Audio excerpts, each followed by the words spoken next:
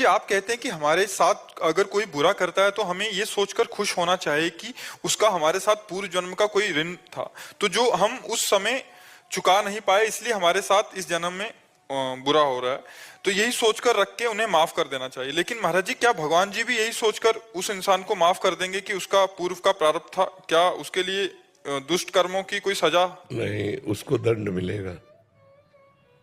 हम उसको चुपचाप सह भी सकते थे, लेकिन हमने थप्पड़ मारा, ये मेरी नवीन क्रिया बनी और आपका प्रारब्ध क्षय हुआ। अब मुझे उसका भोगना पड़ेगा। हमारे अंदर प्रेरणा हो रही, संयोग भी बना, आप गलत भी किए हैं, लेकिन क्या भारत सरकार ऐसा आदेश करती है क्या? आप सोचो। भगवान की तो बात छोड़ो, क्या भारतीय सरकार, हमारे कानून में ऐसा है क्या? रिपोर्ट करो, ऐसा है?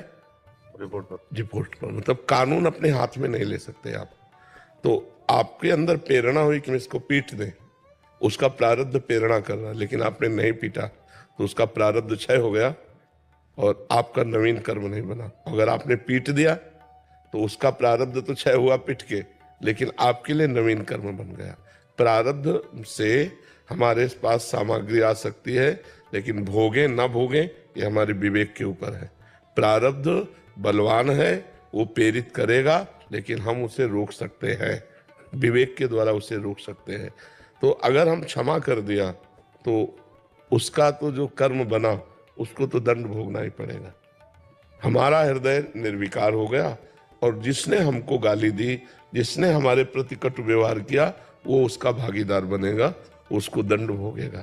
तो इसलिए हम ये भी ना चाहें कि उसे दंड मिले।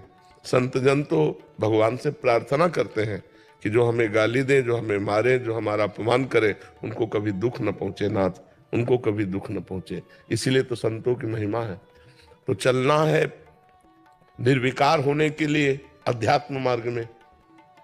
तो जब हमें कोई अपमान करता है तो हमारा प्रारब्ध क्षय होता है, हम उज्जवल हो रहे हैं और वो मलिन हो रहा है। तो हमारा प्रारब्ध हमें भगवान की तरफ बढ़ाता ले जा रहा है, निर्मल करता हुआ। तो हमें चाहिए कि हम अपने प्रारब्ध को धुल जाने दें, बीच में अड़ंगा ना लगाएं।